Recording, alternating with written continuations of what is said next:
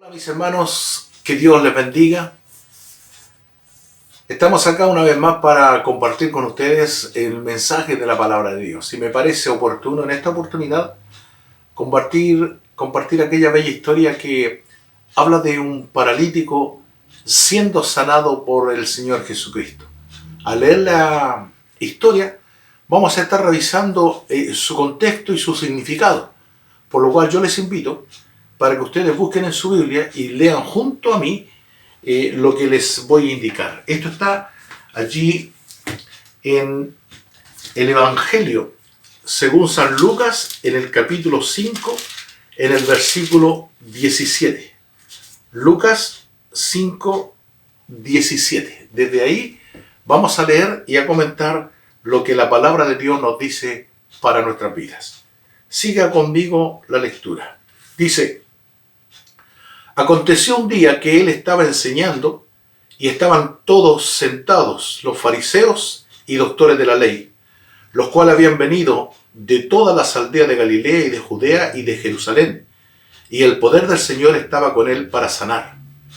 Y sucedió que unos hombres que traían en un lecho a un hombre que estaba paralítico, procuraban llevarle adentro y ponerle delante de él, pero no hallando cómo hacerlo a causa de la multitud, subieron por encima de la casa y por el tejado le bajaron con el lecho, poniéndole en medio delante de Jesús.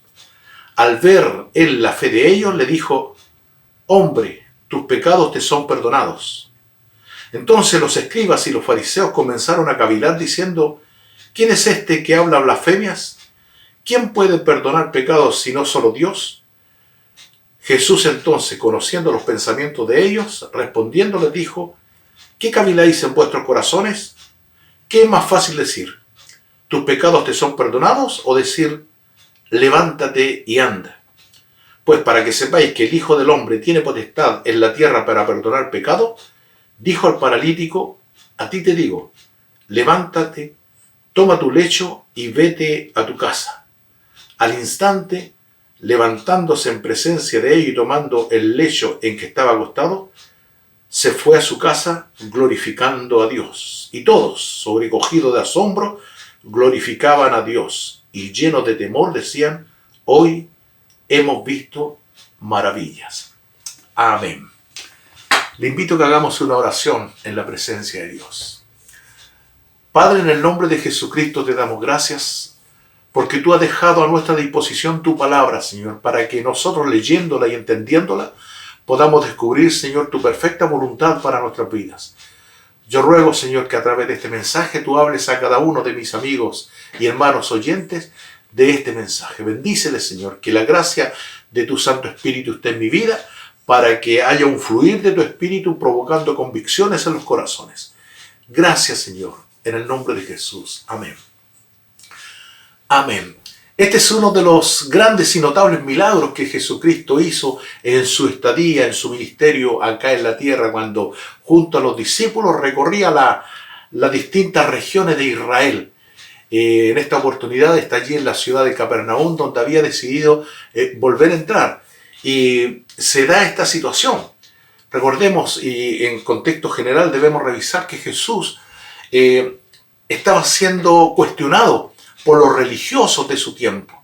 Los fariseos, los saduceos, los herodianos, los sacerdotes, los ancianos del pueblo, los escribas, todos giraban en torno a Jesucristo porque querían sorprenderle en alguna manera o en alguna pregunta. Es así que ellos estaban atentos a lo que Jesús hacía y decía, porque querían sorprenderle en alguna frase para culparle, para juzgarle, para condenarle, para matarle en definitiva. Y se da esta situación, que Jesús había entrado a una casa y la casa se había llenado de gente. Y esta multitud que le rodeaba contenía no solo a los discípulos que estaban con Jesús, también estaba el dueño de casa y su familia, también estaban los fariseos, los sacerdotes, los ancianos, los escribas y la gente del pueblo dentro de la casa. Recordemos que en ese tiempo no había confinamiento, no había pandemia, por lo cual la casa podía estar estrechamente llena de mucha gente. Y en esta circunstancia se da que en otro lugar había un paralítico que junto a sus 4 amigos estaban tomando una decisión. Lo primero que yo quiero mencionar es que la Biblia no dice quién era este paralítico, no lo dice. Pero podemos deducir o podemos pensar que él podría haber sido un empresario, o quizás un estudiante, o quizás un trabajador, o a lo mejor un deportista, no sabemos. Pero estaba en una condición de postrado, inválido, paralítico. Y debemos recordar que todos y cada uno de nosotros estamos expuestos a quedar en una condición así, ya sea por un accidente o por una enfermedad.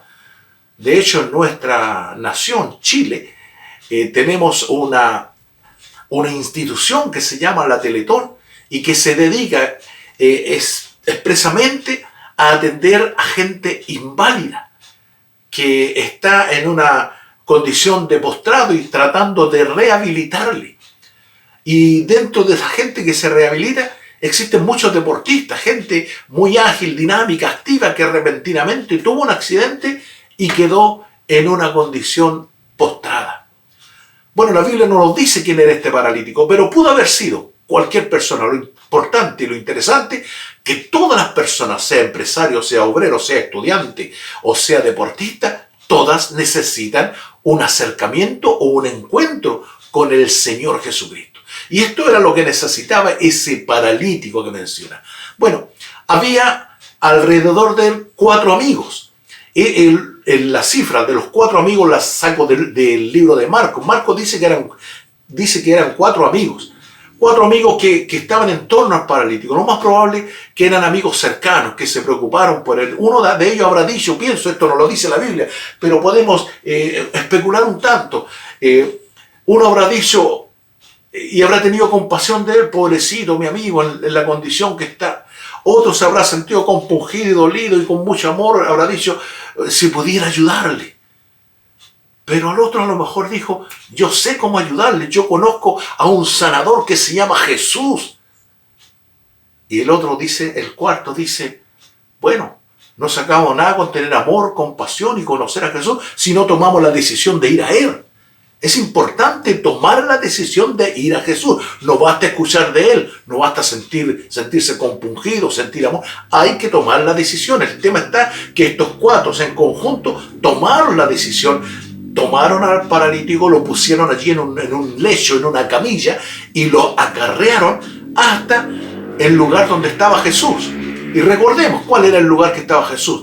Era una casa que estaba llena de gente, que donde no podían entrar 4 más 1, ni mucho menos con una camilla. Entonces, al verse impedidos estos varones al entrar a esa casa, no se quedaron en el impedimento, sino que buscaron la alternativa, buscaron la posibilidad, la solución para llegar hasta Jesús. Porque cuando uno quiere tener un encuentro con Dios, no hay nada que se lo impida. Lo importante es tener la convicción, la fe, la certeza de lo que busca. Esto hicieron los 4 amigos. Dice la Biblia que ellos, como no hallaron lugar en la casa ni por dónde entrar a causa de la multitud que se los impedía, ellos subieron por el techo. Ahora, revisemos, no lo dice la Biblia, pero revisemos la cultura de ese tiempo, incluso la zona. Era zona donde prácticamente no había lluvia. Era un lugar de clima seco. Por lo tanto, las construcciones de las casas no eran como las que tenemos en nuestro país, que son con 2 aguas para la caída de la lluvia. Allá eran las casas de adobe en ese tiempo y el techo sostenía de madera con adobe. El adobe es un barro cocido. Entonces ellos subieron al techo, hicieron un forado, rompieron para entrar al paralítico por el techo hasta donde estaba el Señor Jesús. Aunque la Biblia nos dice las reacciones de la gente, podemos deducirlas, especularlas. Esto no lo dice la Biblia, pero me imagino a los discípulos ahí diciendo, ¿quiénes son estos, mirando hacia el techo, que vienen a interrumpir al maestro? Porque Jesús estaba predicando. ¿Quiénes son estos que vienen a interrumpir al maestro? Tampoco dice la Biblia que dijo el dueño de casa: oye, estos me están rompiendo el techo. ¿Entiende? Toda esa situación tenemos que imaginarla, porque la Biblia no entra en detalles, pero rompieron el techo y bajaron al paralítico. Ahora pensemos por un momento cómo bajaron al paralítico. Eran 4.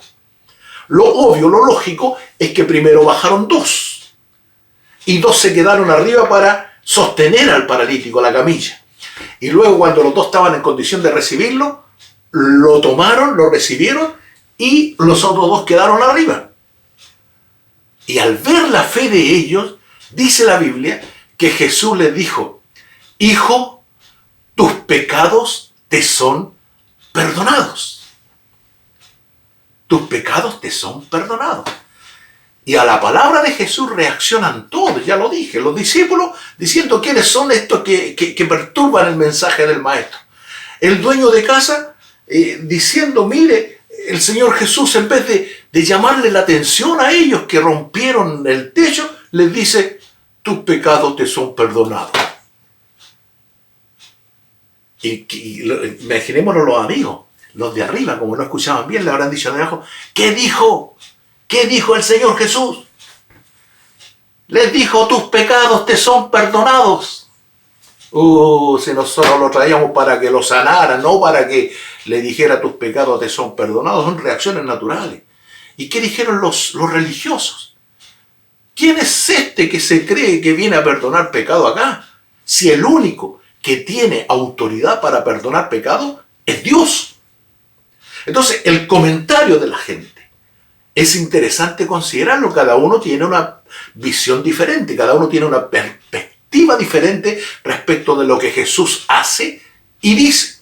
Pero todos cuestionaron lo que Jesús estaba haciendo. Todos cuestionaron. Pero ¿saben? Lo que yo sí sé y les puedo decir, que Jesús sabía perfectamente lo que estaba haciendo. Entonces le dice: hijo, tus pecados te son perdonados.